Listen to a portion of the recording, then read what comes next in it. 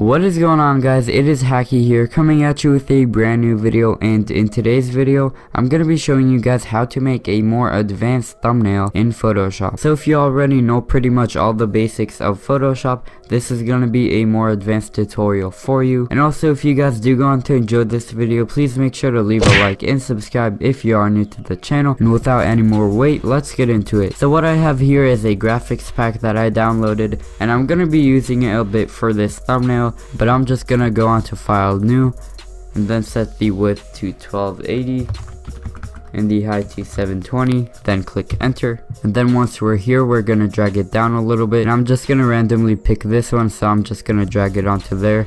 Then I'm gonna drag the thumbnail back up here, then I'm gonna Control T and move it around. So here, guys, we have our background, and as you can see, it's a pretty sick background. So once I have my background, I'm gonna click on curves, and I'm gonna set the bottom bit down and the top bit up, just like that. And as you can see, it makes the thumbnail look 100 times better in my opinion. So then I'm gonna create a new layer, and I'm gonna click on the brush tool, and I am going to set it to black right here. And on the sides, I am just going to make it a bit darker. And I know it looks pretty bad right now, but don't worry, it will look better later on. And then I'm gonna set it to white and click once on the top right here. And then I'm gonna go over here to the opacity, and I'm gonna set it to 30%. And as you can see, it doesn't look bad at all. It actually looks pretty good. And then what I'm gonna do is go to the bottom right and click new layer. And now what I'm gonna do is click on the text tool, and I'm just gonna click on the actual image and write thumbnail.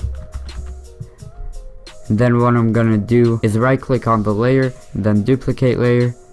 And then what I'm gonna do is drag it down a little bit, and then I'm gonna click on the text tool again, and I'm just gonna write tutorial, just like that. So I'm just gonna right click on one of the two text layers, go on to blending options, and click the stroke, and you can copy all my settings down. Then I'm gonna click on gradient overlay, and let me actually just make it a different color like that. And I'm just gonna set the opacity a bit lower so it looks a bit better. And then I'm gonna add a drop shadow to it so it looks a lot better, just like that. And I'm just gonna click OK, and I'm gonna do the exact same to the other text layer. So I'm gonna add a stroke, a gradient, and a drop shadow, just like that. So now, guys, I just centered the text a little bit, but what I'm gonna do now is hold Control and select both the text layers, and I'm gonna click Control A. And then I'm gonna go onto layer, align layers to selection, horizontal centers.